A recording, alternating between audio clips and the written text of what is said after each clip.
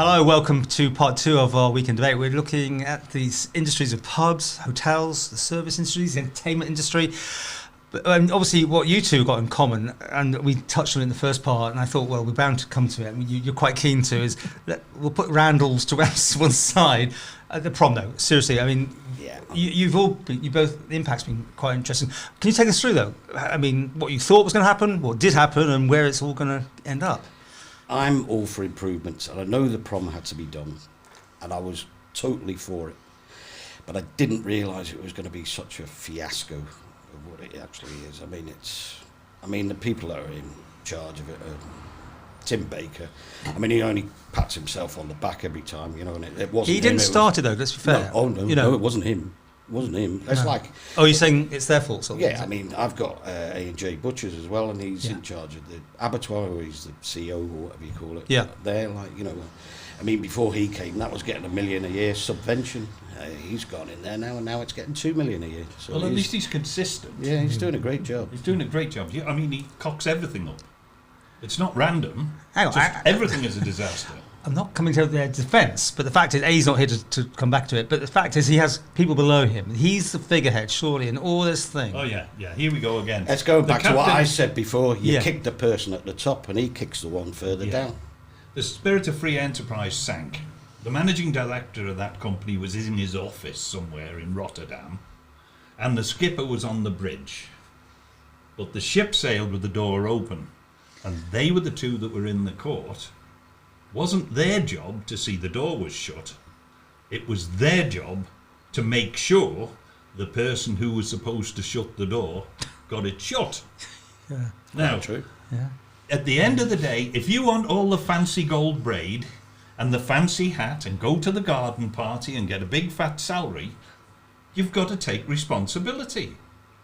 The landlord's bill, they say in the draft landlord bill, a failure to comply with their legislation could lead to a £50,000 fine and or 2 years in prison. And yet, if you go to the school, I mean, somewhere on the island there must be a primary school where they put this competition out and the kids drew what they wanted on Douglas Promenade, and that's what they're building down there. And I want those children taking to book. You're going to get me in trouble here. Somebody designed this mess. Okay. Somebody planned it. You know the time that I was with Goubet and everybody said what a swine he was? We put the programme together for Mount Murray. I hadn't even got a hole in the hedge to bring the JCB in, but I knew that the ceiling fixers were going to be there in 3 years' time to put the ceiling up, and they were booking their hotels and they were scheduling that in. And that's the programme of works. We knew what was going to be done and when, and we knew what the finish date was. And people had penalty clauses, because that's how you do big projects.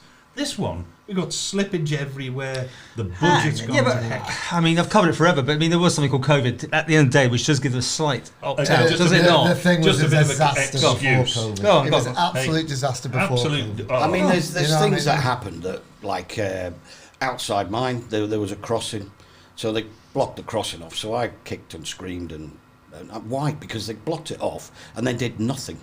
So why block it off until you're actually going to do some work on there? I understand that you've got to do the work there. And then they did it again during after the third lockdown. So it was open all the way through COVID, through the lockdown. And then a week after we opened up again, they shot it off again and started digging it up. But they didn't dig it up until about 2 weeks later. And you're the lucky one, because down by me, I think I've had only 1 week in every 5 with a crossing to the promenade. And during the glorious summer of last year, when people were out and about, the only entrance to Quids Inn was either to walk past yourselves and everyone else, or to come up. Oh no, in fact they closed that as well. I did have that arranged, you know. In August and I know you didn't. In August and September, you had to walk up the middle of a building slip instead of slip, which is a little lane that goes up the side. That was the only access to Quids Inn. Yeah, but just for clarification, when you guys are talking about a crossing, You're not talking about a pretty No, we're pedestrian talking just crossing. a way of getting from the promenade. just somewhere to get An through. area where there isn't a heaving great fence isolating you from somewhere to park. They just didn't care. They didn't care. Who are you dealing with though? Because they've got those people in place now to my Promenade, Mary Doyle and co, who all meant to be there at the drop of. You ring them up, they turn up, they talk to you, and they listen to you. Yes, and they take all of your grief, and then they go away and they do nothing. And that's their job. They're paid a lot of money what's his just name, to listen to us. Carl's Miller, Carl Miller. I mean, he's a good guy. He has tried his hardest. Yeah, he's sort of a very amiable sort of person. Well, he's the whipping dog. Yeah. That's what he is. They give him the grief from upward, and we give him the grief from our side. And that's his job to take it. I mean, when it first happened, they brought Carl brought a guy in to see me because I was kicking off about and closing off the crossing in front of me. This was way back when it first started, and the guy from the DOI, like, he sat there laughing at me, and I was gonna literally. You were going to speak to him severely. I did. Like you did to Mr. Goubet in his. I won't repeat what I said to him, but we're like that now. Mm-hmm.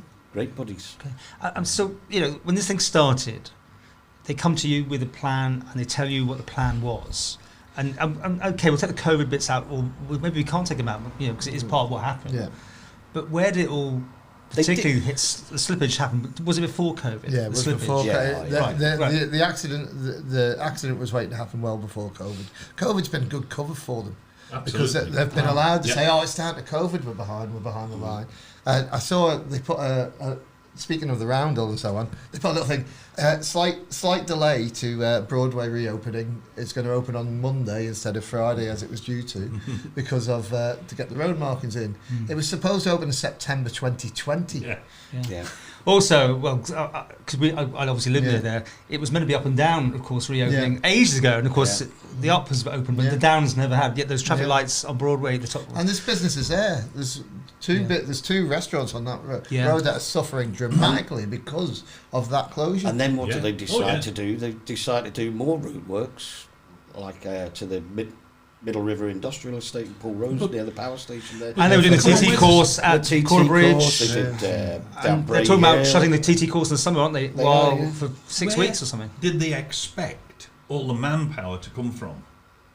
If you've got the manpower on the island to do projects on Peel Promenade, Douglas Promenade, Quarterbridge Road, Paul Rose Bridge, and all the rest that they're tackling, where do they think the manpower's going to come from? Well, came from the UK, didn't know lots of people. Essential workers. They couldn't bring them over. Well, no, with the COVID, no. But, essential workers and all the rest of it. But why did they tackle the whole of the promenade en masse and jam the lot up? And then they find they're overstretched. There's all the unforeseen. I mean, they thought all the hotels were supplied by battery, I think, because they found these electric cables that had been buried under the ground. I mean, the Victorians. There were some pipes they found. I think pipes from terrible. I mean, what a nasty thing to do, leaving a surprise for Well, there's always going to be a little bit of a surprise element. You budget for surprises. Mm-hmm. These guys are writing out their budgets on a regular basis because they have to know where they're working. And if they get behind in one part of the budget, if they haven't got the turnover, they've got to find somewhere else to pick it up. Now, that's how you don't go bust. And the same on a major project like that. And we've done a few, I've seen a few shopping centres and all the rest of it. And if I'd have been associated with anything that had been like that, I wouldn't have been with Albert for 40 minutes, let alone 40 years. Should Albert Goubet and you taken it on the field in oh dim my times? God. Oh my God. That's a thought. God, can you imagine? If we'd have done that, oh dear me. Well, no, hang on. You probably lost all your workers. Because it wasn't exactly easy with people, it was terrible. Absolutely so terrible. So there was probably no workers left. Because he used to put people in court. Oh. You get a contract and you say you can do this for this amount of money in this time, get on with it. And if you perform as you said you were going to, there isn't a problem. If there's a legitimate reason why it's slipped or whatever, not an issue. But if you've just messed it up, Yeah. you're not going to get paid. And you touched on the thing when they cone off something and nothing happens for days that's when it's as a driver you go, why have we been sent along there when there's nothing happening? You think of those businesses down there, the small businesses, all the small businesses, the guest houses, the little hotels, but and so on. shops and all These of people, those, these people are distraught because even if we do open up, even if we get a great influx of visitors. Yeah. These people are going to not have any support down there. The problem is, I don't think there's any more fight left in them. They've had enough. There's a lot of broken people on that promenade and around the island in this industry. Yeah. It's changed forever because Douglas was a shopping centre. People couldn't get to it. People who would never have bothered to go online for their shopping couldn't be issued with that, which would have been a gradual change because that's happening. It's inevitable. But they've forced people to look for alternate supplies. Online, Ramsey, Peel. Mm-hmm. Now you've got Douglas Promenade and Strand Street looking like a smile with half the teeth punched out. And you missed out there is they're not going to the pubs, say, for lunch or whatever. Well, that was the start of it, really, when they did the Strand Street thing. You know, obviously that was disruption there. So we kind of lost a lot of our lunchtime trade then because people couldn't be asked. You know, zigzagging through the street. But again, I understand that progression needs to happen and we need to do these things. You know, we need to upgrade infrastructure. And I was pleased that it was done. And then I had to reinvent my business again at lunchtime to try and attract people back. Because once they start going somewhere else and they go, you know, it's all right in here. Like, I suppose some people working home more, like everywhere else now. You've lost maybe some people who are, well, maybe some of these people who haven't come back. But we're losing the plot. I heard Andy Wint speaking, and he said, at the end of the day, it's less than 2 miles of road. We see it as the prom, but it's like 2 miles of road. It's not a major. It had been done overnight in some instances. Sure, but we have got this date. I mean, our interview with Mr. Baker said August 31st. It will be done. I had a bet outside Tynwald the other day. I had a bet with a prominent MHK. I had a little tenner on it that it won't be completed on that date, so we'll see. Well there's finish and finish, of course. Exactly, there's finish and finish because there'll be no doubt some things will be snagging. That's the word. Yeah, snagging's fine. We understand snagging. That's obviously going to happen. Well, to be finished, it's two-way traffic up and down, and the horses and both walkways, and the bus stops in place, and the parking open. That's a very big. Because this is another issue. This is a big issue coming to Douglas overall. There's less spaces. There's less parking. 120 fewer spaces on the promenade. Yeah, but one of the things that I didn't like mentioned at one of the meetings was people are going to have to understand that you pay for parking in capital cities.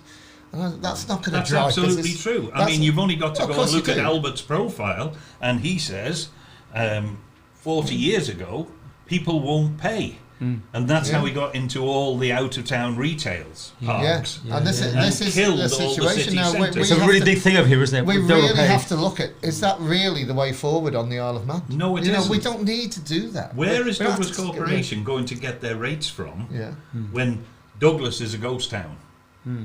Well, they pick up. Well, I don't know. I was going to say they pick up some money for car parking, but they hand it back to government. The money for car parking doesn't come in anywhere near what will happen if the high street really remains empty or starts to struggle even more. Well, and that's another thing that our industry, though, is it? It's the basic you take. If you go to other jurisdictions, the high street is turning into an experience and hospitality area rather than retail. Right. Now they're going to have to support our industry, and the people that are good at our industry, which are the people that are working in it already and have successful businesses. We're the ones that are going to have to reinvigorate those sorts of high streets and things like that. I mean, I did say before they put a spade in the ground, when they came and sat down with the plans and said, this is what we're going to do outside yours, blah, blah, blah, and what have you, outside Jack's. I did say, you know, if this was me, what I'd be doing is the whole of Loch Prom, which is the shopping area, approach. I would have dug it right up, put an underground car park in there, put a lid on it. All your infrastructure could have been serviceable from underneath. You could have had parking and charged for it maybe, or done it for free. And then your prom would have been no parking on the prom whatsoever up there, you know. It'd have been Well, they've done it. You know how many different versions of that prom though I've looked at over years. Well, Just went on forever, didn't it? No one could sign off on it. The original architect who did all the design of it, his daughter worked for me for many years, and he would often come in the pub at 6s and 7s with the whole government structure, because it wasn't his fault. He designed a perfectly serviceable thing, and then Did he choose the pink concrete? No, I think he'd left by the time they got to that stage. But that has been an issue. Yeah. Horse trams, you got a view on the horse trams all the way, half the way? Does it bother you at all? I was always a huge supporter of the horse trams in the past. Yeah, however, we're getting to the stage where we really have to start thinking about, we have to get that promenade up and serviceable as soon as possible. There are other ways of doing it. Do we really need to have them run the whole way now? Are we going to dig that promenade up again all? Well, it's going over on our side, on the next to the wall. I know that, but if we've still got a building site, how are those hotels going to get any industry there over the winter? Apparently, it's supposed to be done over the winter. Yeah, but it won't be done over the winter. The evidence doesn't suggest that. Tim Baker said it will. Okay. Oh, well, we're all safe then. Okay. I want to just add the two together now. You know, you had all the prom work. Let's suppose there wasn't a COVID. What sort of money would you have been down? Would that been quantifiable? It is. We were pre-COVID. We were Jacks, obviously. We was about 20% down. Yeah, it was similar sort of figures for me, and that sort of hit into the COVID responses that you got as well, because we had a year before COVID of being 20% down. So when they asked how much did your turnover down in response to COVID compared to the year before, we'd already had a 20%. What support packages, if any, were in place for that 20%? Was it? We did get, I think, the £6,000 grant for it, and there's a 50 grant £6,000 grant and a 50,000 potential loan. You can get I took one out. Right. I took it out. Mine's still under. It took me about 8 months to get it though. Well, I've put mine in. I will give them the benefit of the doubt that COVID. I think it's Scrooge that's handing it out, like, you know. No, I think there's a lot of hurdles. Very good with me, I have to say. In terms of the promenade, positive. Yep. Yeah, in terms of the promenade, Department for Enterprise have been very good with their support. I don't want to talk about Department of Infrastructure. That's a different matter. Okay, but should we just finish this thing about the roundel? Because I did a thing on it, and then the Sun newspaper picked up on my video, and they ran it because they wanted to. Fox News ran it. Yeah. I mean. Made Australia as well. Yeah. Perth, Well, what do you... Personally, I don't see an issue with it. No, right. No, I don't think so. I think what will end up is it'll be painted completely white in the middle because it will. They will confuse people. There's another one going at Church Road Marina. That's by the way. right. Is it the same one? Yeah, the same one. Oh, right. So we'll have two. Buy one, get one free. It's a bit like. You not, ever watch that film, The Jungle Book, when the snake, looking to that's what it'll be. What do you think to roundabout? The roundabout in isolation. It's a roundel. It is. It's no worse than the rest of the prom. We have been advertising the Isle of Man as a resort. There is still a lot of income coming from tourism, and they've been packaging the Isle of Man as a heritage centre. Well, that's not heritage. So what are we doing here? Which market are we aiming for? What are we trying to do? Do something modern? It's like a gypsy encampment with all the colours on everything. You know, the Victorian image is well gone. Yeah, well, it's modern, this with the LED lights and everything. Anyway, to finish this off, as I said my thing, I think this is just the shock of the new. People don't like change. They don't like it, but when they get used to it, they'll be bringing their friends and neighbours down and go, have a look, we've got these funny things. Yeah, but let's be clear, that was not supposed to be how it was done originally. No, the roundels was supposed to be built in the you're right. I mean, going back to that, I remember when the Strand to save money. I remember when the Strand shopping centre first opened. I just moved to the island, and they've got the escalator, the island's first escalator, and I came out of the side of Jackson. I could see this queue of people, and I'm like, what the hell's that? So I went over to them, we're queuing up to go on the escalator. Do you know, we're holding it there because it makes the other man now look like... I think there was one in that I think is quite important. Oh, okay, sure. Right. At the end of the day, the promenade is an arterial route. It's a major route through the city, inverted commas. Did you know they've widened the gap between the tram tracks? If you look at the front of the Mini Don, the seaward side track swerves out, and there's a bigger gap between. They've put all these piers out for the bus to stop next to. A bus will not be able to get past a horse tram anymore because they haven't widened the overall prom. So And everything the buses ends will up the stop. speed of a horse tram in summer or whenever. You won't even get the speed of a horse tram in summer because that's your best option. If the bus doesn't stop, it'll go at the length of the promenade following the horse tram. Yeah, But the horse tram has to stop. Yeah. Yeah, but Sometimes. there is that actually is policy to slow down the. Well, whole that's a promenade. great idea. Yeah. Where's the alternative route? I know that would be the big goal. Right. We'll hold it there, but there's more. I'm sure we'll find some more to talk about. Thank you for joining us for part 2. Part 3 next.